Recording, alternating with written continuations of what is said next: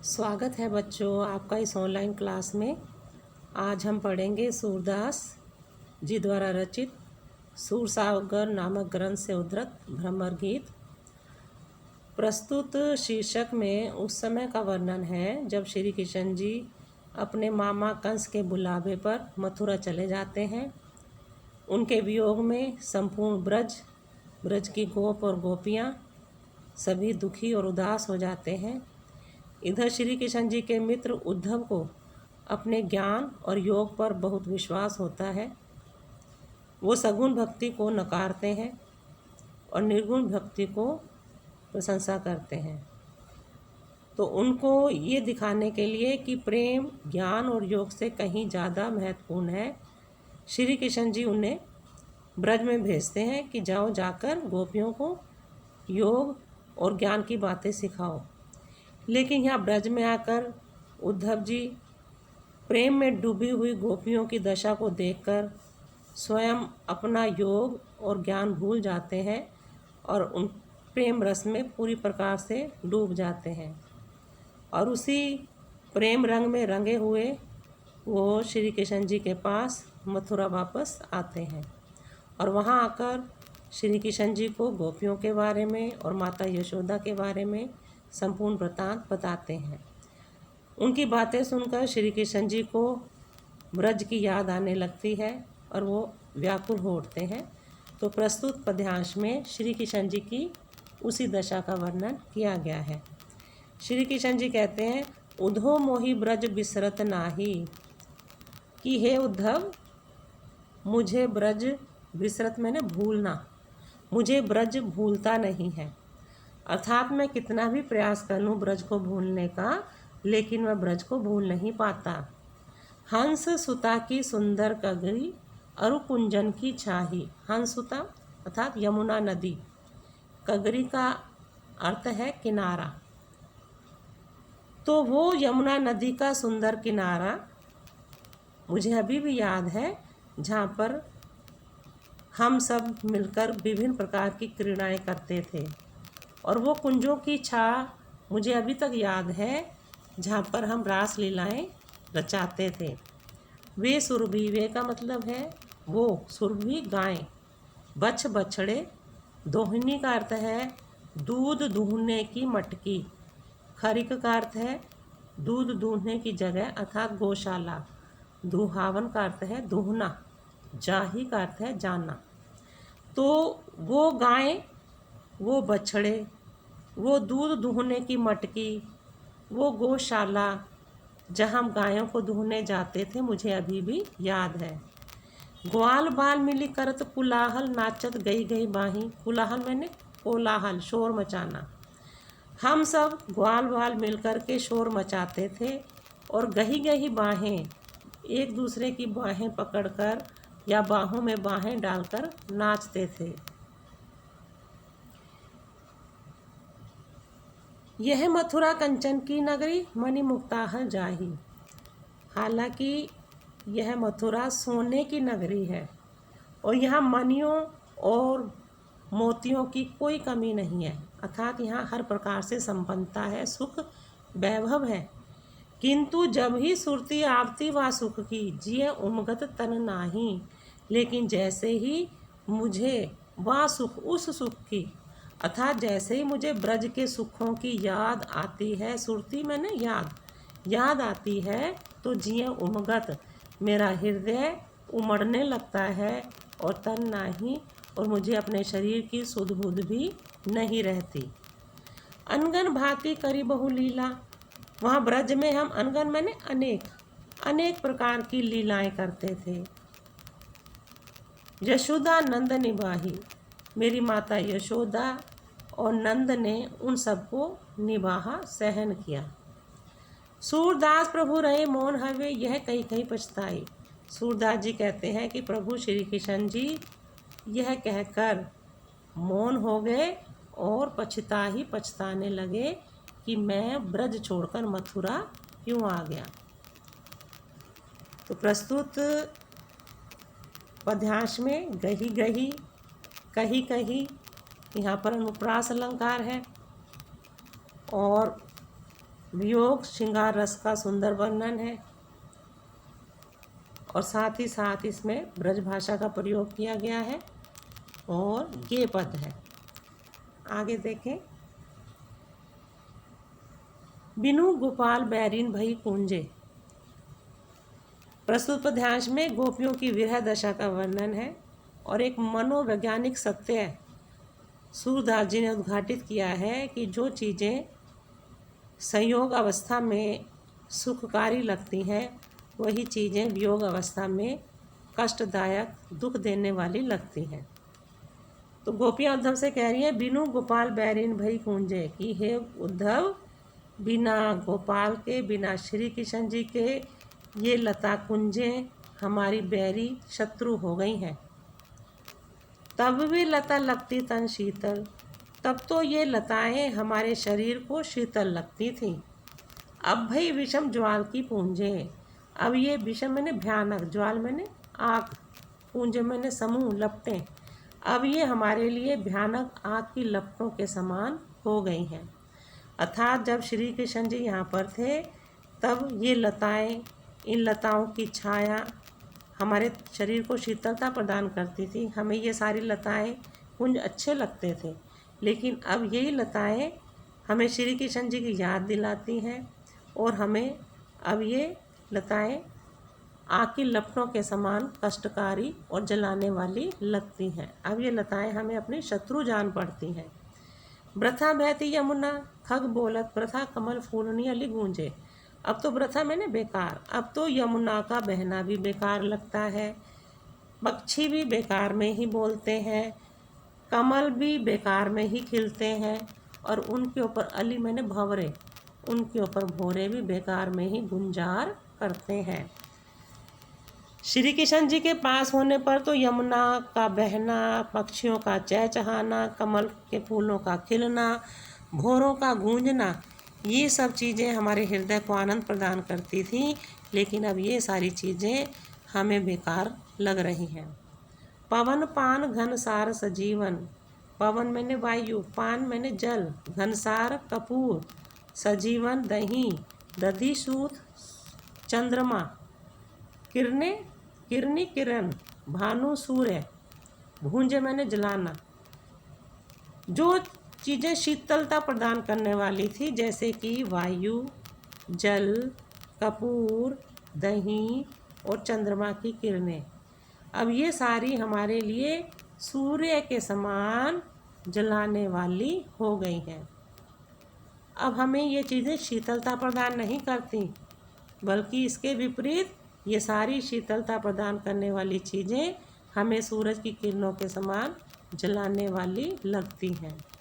यह उद्धव कहियो माधो से, हे उद्धव, श्री कृष्ण जी से जाकर के कह देना कि मदन मारी कीनो हम लूंझे, कि कामदेव ने हम पर आक्रमण करके हमें लुंज पुंज अर्थात प्राणहीन कर दिया है। सूरदास प्रभु तुम्हारे दरस को मग जोवत अखियाँ भई छूझे। सूरदास जी कह रहे हैं कि गोपियाँ उद्धव से कहती हैं कि हे उद्धव, श्री कृष्ण जी से कहना कि हे प्रभु, तुम्हारे दर्शनों के लिए मार्ग को देखते देखते हमारी आँखें गुंजा के समान लाल हो गई हैं और सूज गई हैं। तो प्रस्तुत पंक्तियों में गोपियों की विरह दशा का बहुत सुंदर वर्णन किया है। इसमें आपका रूप का अतिशयोक्ति अलंकार है और साथ ही साथ इसमें अनुप्रास अलंकार का भी प्रयोग किया गया है। आगे देखें। हमारे हरिहारिल की लकड़ी, मन क्रम वचन नंद नंदन और यह दृढ़ करी पकड़ी। गोपियाँ उद्धव से कह रही हैं कि हे उद्धव, हमारे लिए तो श्री कृष्ण जी हारिल की लकड़ी के समान है। हारिल एक पंछी होता है जो अपने पंजों में लकड़ी को रात दिन सोते जागते हर समय पकड़े रहता है, यहाँ तक कि मृत्यु के समय भी वो लकड़ी को नहीं छोड़ता। तो गोपियों के कहने का ये भाव है कि जिस प्रकार से हारिल पक्षी लकड़ी को दृढ़तापूर्वक पकड़े रखता है, एक क्षण भी अपने से अलग नहीं करता, उसी प्रकार से हमने भी मन वचन और कर्म से नंद के नंदन श्री कृष्ण जी को अपने उर में, अपने हृदय में दृढ़तापूर्वक करी पकड़ी पकड़ रखा है। तो अर्थात हम अपने मन से, वचन से और कर्म से हर समय श्री कृष्ण जी को अपने हृदय में धारण किए रहती हैं। हम एक क्षण भी उन्हें भूलती नहीं है। जागत सोबत स्वप्न दिवस निशि कान कान जकरी। हम तो सोते जागते सपने में रात दिन श्री कृष्ण जी की ही माला जपती रहती हैं। अर्थात हम हर समय श्री कृष्ण जी को याद करती रहती हैं। सुनत जोग लागत है ऐसो जो करी ककरी। तो हम जो हर समय श्री कृष्ण जी को जपती रहती हैं, हमें तुम्हारी योग की बातें सुनकर ऐसे लग रहा है जैसे कि हमने कड़वी ककड़ी खा ली हो। तो जैसे कड़वी ककड़ी खाकर मुंह कसैला हो जाता है, कड़वा हो जाता है, उसी प्रकार से तुम्हारी योग की बातें सुन कर के हमारा हृदय भी विरक्त हो गया है। सू तो व्याधि हमको ले आए, देखी सुनी ना करी। आगे व्यंग कसती हुई गोपियाँ कह रही हैं कि हे उद्धव, तुम तो हमारे लिए ऐसी व्याधि बीमारी, ऐसी बीमारी ले आए हो जो हमने ना तो पहले कभी देखी, ना हमने पहले इसके बारे में कभी सुना, और ना ही ये बीमारी हमें कभी हुई। अर्थात योग के बारे में हमने कभी ना देखा, ना सुना, ना हमने ये करा। तुम हमारे लिए योग की बातें लेकर के आए हो। यह तो सुरती नहीं ले सोपो जिनके मन चक्री। सूरदास जी कह रहे हैं, गोपियाँ कहती हैं कि हे उद्धव, ये योग की बातें तो आप उन्हें जा कर के सिखाओ जिनके मन चक्री के समान चलायमान है। अर्थात जिनके मन चंचल है, योग की आवश्यकता उन्हें होती है। हमारे मन तो श्री कृष्ण जी में स्थिर हो गए हैं, इसलिए हमें तुम्हारे इस योग की आवश्यकता नहीं है। तो प्रस्तुत पंक्ति में भी आप देख लीजिए, गोपियों का श्री कृष्ण जी के प्रति अनन्य भक्ति का भाव दिखाई दे रहा है। हमारे हरिहारिल की लकड़ी में आपका अनुप्रास अलंकार है और रूपक अलंकार है, और मन चक्री में रूपक अलंकार है। कान कान, इसमें आपका अनुप्रास अलंकार है। गे पद है, ब्रजभाषा का सुंदर प्रयोग है। आगे देखें आप, उद्धो जोग जोग हम नाही। गोपियाँ उद्धव से कहती हैं कि हे उद्धव, हम तुम्हारे इस योग के योग्य नहीं हैं। यहाँ आप देखें यमक अलंकार है। पहले योग का मतलब है योग साधना, और दूसरे योग का मतलब है योग्य। अर्थात हे उद्धव, हम तुम्हारी इस योग साधना के योग्य नहीं हैं। हम तो अबलाएं हैं, हम तो निर्बल स्त्री हैं, सार ज्ञान क्या जाने। हम तुम्हारे इस योग की गूढ़ बातों को भला कैसे जान सकती हैं, और कैसे ध्यान धराही, और कैसे उस निराकार ब्रह्म को हम ध्यान में ला सकती हैं। तेई मुदन नैन कहे तो हरि मूर्ति जिन माही। हे उद्धव, तुम उन नेत्रों को मूंदने के लिए कह रहे हो, बंद करने के लिए कह रहे हो, जिन माही, जिनमें हरि की मूर्ति, श्री कृष्ण जी की मूर्ति बसी हुई है। ऐसी कथा कपट की मधुकर हमते सुनी ना जाई। हे मधुकर, मधुकर उद्धव को ही कहते हैं कि हे उद्धव, तुम्हारी ये कपटपूर्ण कथा तो हमसे सुनी नहीं जाती। अर्थात तुम हमसे कितना कपट कर रहे हो कि जिन नेत्रों में श्री कृष्ण जी की मूर्ति बसी हुई है, तुम उन नेत्रों को बंद करके निराकार ब्रह्मा का ध्यान करने के लिए हमसे कह रहे हो। श्रवण चीरी सिर जटा बधाऊ, ये दुख कौन समाही। तुम तो हमें योगियों के समान, श्रवण मैंने कान को चीरना, तुम तो हमें योगियों के समान कानों को चीरने के लिए और सिर पर जटा बधाऊ, जटाएं बांधने के लिए कह रहे हो। ये दुख कौन संभाई, भला हम इन दुखों को कैसे सहन कर सकती हैं। कंजन चंदन तजी अंग भस्म बतावत भिरन अन अति दाही।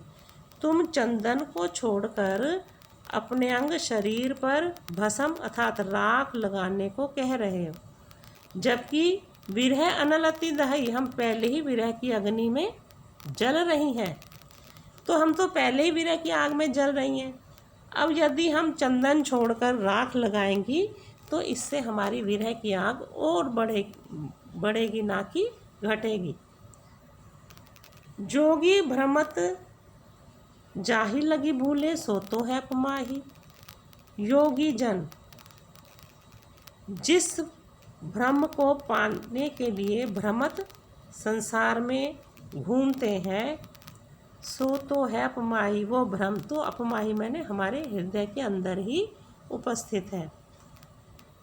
तो योगी लोग ब्रह्म की खोज बाहर करते हैं, या योगी लोग उस ब्रह्म को पाने के लिए भ्रमित रहते हैं।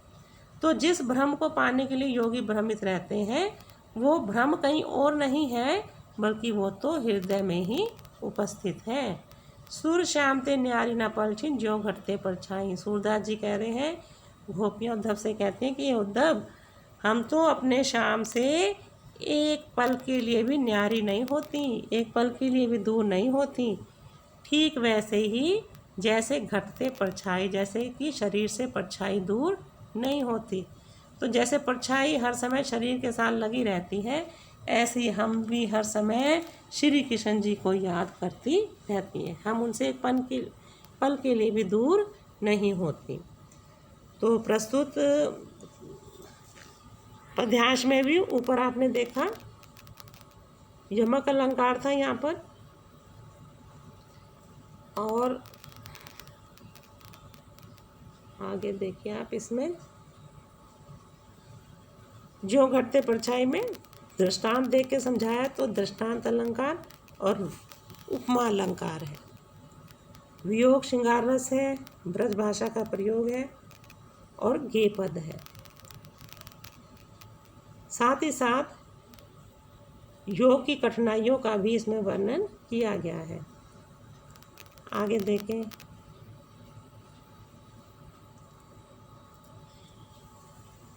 लरिकाई को प्रेम कहो अली कैसे छूटत। प्रस्तुत पद्यांश में गोपियाँ श्री कृष्ण जी के साथ अपने प्रेम का वर्णन करते हुए कहती हैं कि उनका प्रेम श्री कृष्ण जी से कोई आज का नहीं है, बल्कि बचपन का है। क्या कह रही हैं गोपी, लरिकाई को प्रेम कहो अली कैसे छूटत। अली उद्धव, हे उद्धव, ये तो लड़िकाई का प्रेम है, अर्थात लड़कपन का प्रेम है। हम तो श्री कृष्ण जी को बचपन से ही प्रेम करती हैं, तो भला उसे हम कैसे छोड़ दें। श्री कृष्ण जी से प्रेम कोई एक दो दिन का नहीं है, अर्थात बचपन से ही हम श्री कृष्ण जी से प्रेम करती हुई आ रही हैं, इसलिए इसे छोड़ना असंभव है।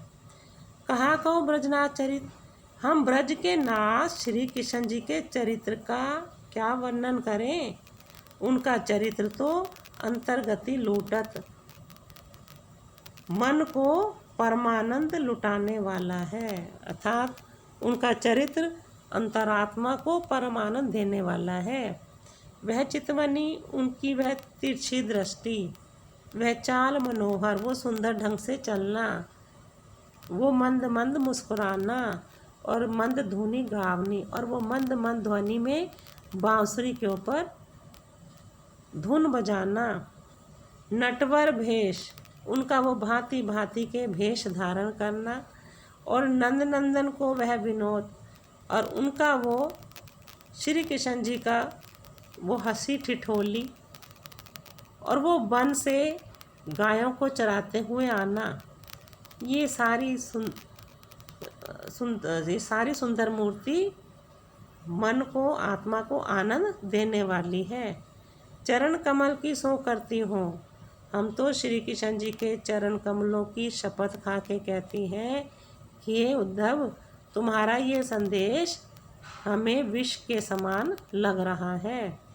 सूरदास पर मोही न बिसरती, मोहन मूर्ति सोबत जागत। गोपी उद्धव से कह रही है कि उद्धव, हमें तो श्री कृष्ण जी की मन को मोहने वाली मूर्ति सोते जागते एक पल के लिए भी नहीं बिसरती।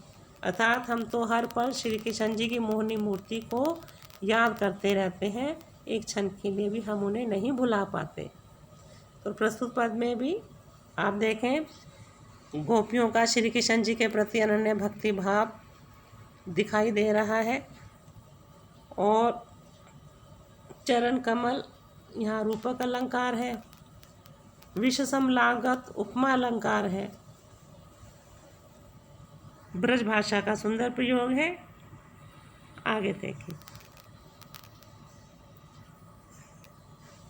कहत कत परदेसी की बात। प्रस्तुत पद में सूरदास जी ने दृष्टकूट शैली का प्रयोग किया है। दृष्टकूट शैली वो होती है जिसमें किसी बात को सीधे सरल शब्दों में ना कहकर घुमा फिराकर कठिन शब्दों का प्रयोग किया जाता है, यहाँ तक कि विद्वान जनों को उनका अर्थ निकालने में काफ़ी दिमागी कसरत करनी पड़ती है। क्या कह रही हैं गोपियाँ उद्धव से कि कहत कत परदेसी की बात है। उद्धव, हम उस परदेसी श्री कृष्ण जी की बात आपसे क्या बताएं। मंदिर अरध अवधि बदी हमसो, हमसे मंदिर मैंने घर, अरध मैंने आधा, तो मंदिर अर्थात घर का आधा, पखवाड़ा, पखवाड़ा अर्थात 15 दिन की अवधि। तो श्री कृष्ण जी हमसे 15 दिन की अवधि के लिए कह के गए थे कि मैं 15 दिन के बाद आ जाऊंगा, लेकिन अब तो हरि आहार चली जात। लेकिन अब तो हरि, हरि मैंने सिंह, आहार मैंने भोजन।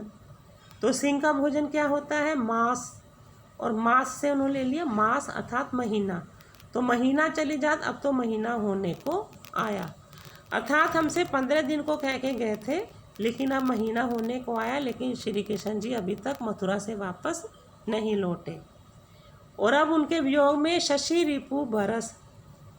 पहले अर्थ देखें, शशि मैंने चंद्रमा, चंद्रमा रिपु मैंने शत्रु, चंद्रमा का शत्रु कौन, दिन, अर्थात अब दिन तो हमें बरस, बरस के समान लंबे लग रहे हैं।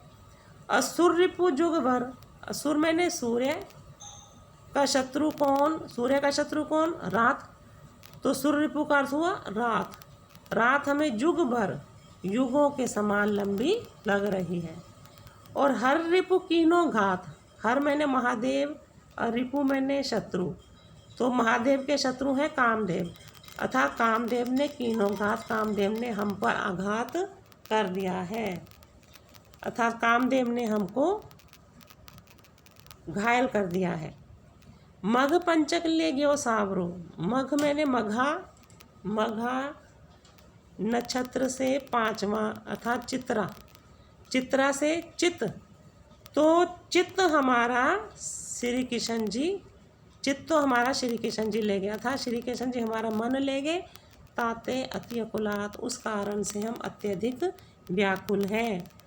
नखत वेद ग्रह जोरी अर्ध करी सोई बनत अब खात, नखत होते हैं 27, वेद होते हैं 4, ग्रह होते हैं 9, तो 27 और 4 31 और 9 40, तो इन 40 इन सबको जोड़कर बना 40, 40 इनका अर्ध करी, इनका आधा किया अर्थात 20, 20 से लिया विष, तो विष सोई बना तब खात, अब तो विष ही खाते बनता है।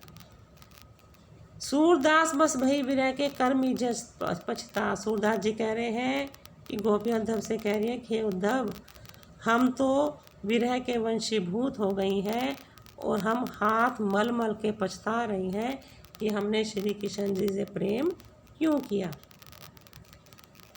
तो आप देखिए कि एक सरल साधारण बात को सूरदास जी ने दृष्टकूट शैली के माध्यम से कितना कठिन बना दिया है कि शब्दों का अर्थ निकालने में हमें अपनी दिमागी कसरत करनी पड़ रही है। तो यहाँ भी आप देख लीजिए, इसमें रूपक अलंकार है,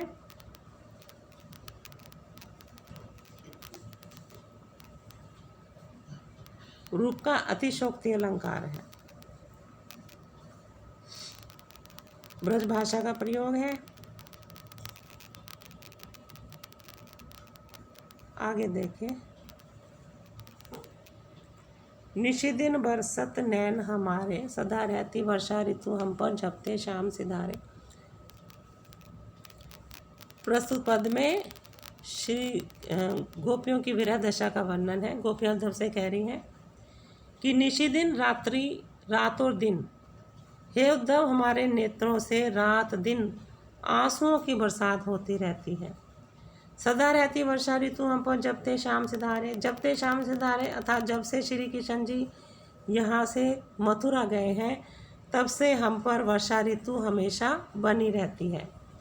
अर्थात शाम घन के जाते अर्थात काले बादलों के जाते तो वर्षा ऋतु समाप्त हो जाती है, लेकिन यहाँ जो श्याम घन श्री कृष्ण जी गए हैं तब से वर्षा ऋतु समाप्त नहीं हुई, बल्कि तब से वर्षा ऋतु हम पर निरंतर बनी हुई है, और वो वर्षा ऋतु है आंसुओं की।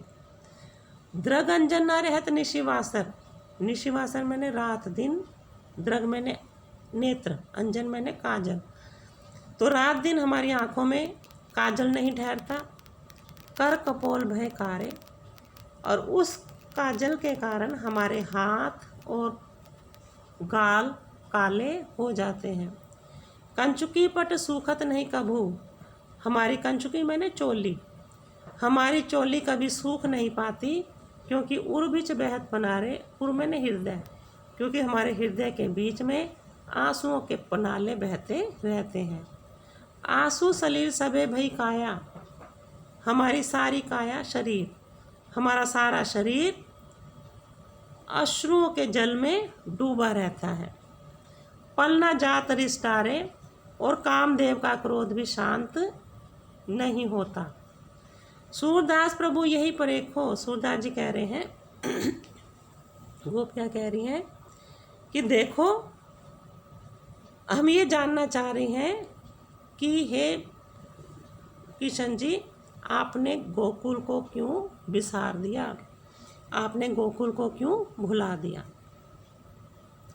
तो प्रस्तुत अलंकार में रूप का अतिशोक्ति अलंकार का सुंदर प्रयोग है, ब्रज भाषा का प्रयोग है, वियोग श्रृंगार रस है और गेय पद है।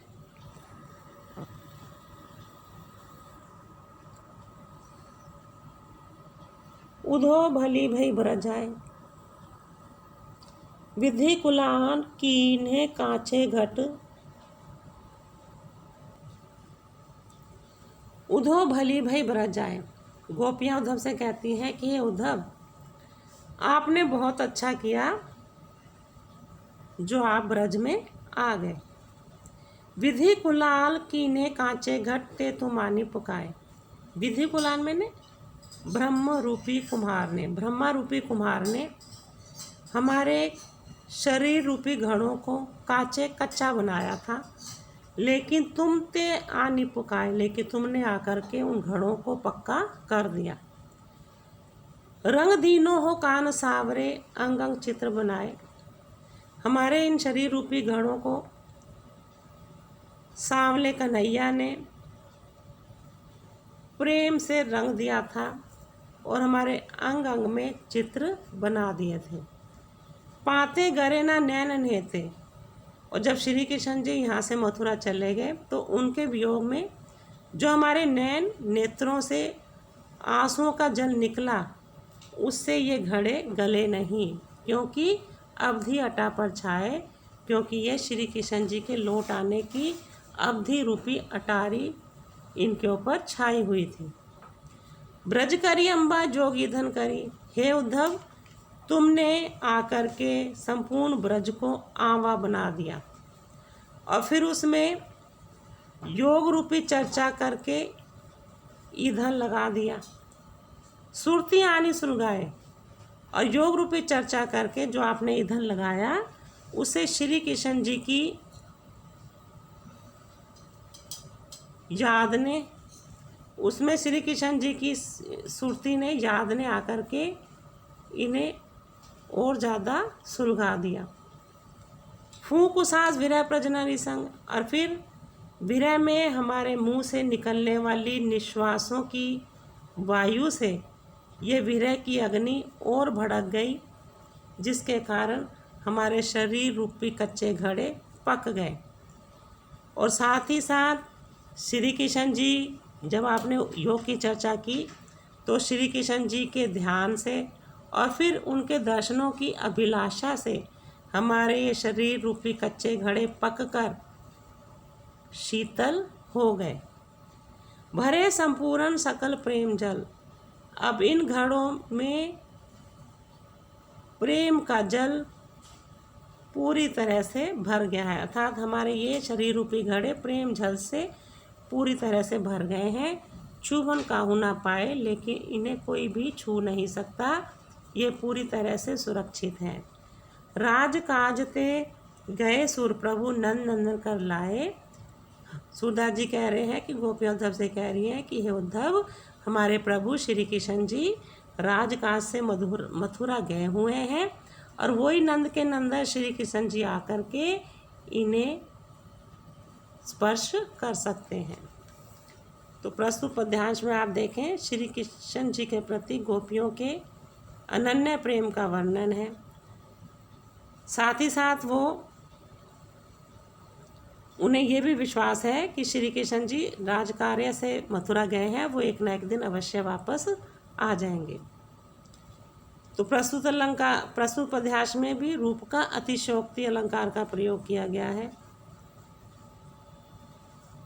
साथ ही साथ इसमें अनुप्रास अलंकार है।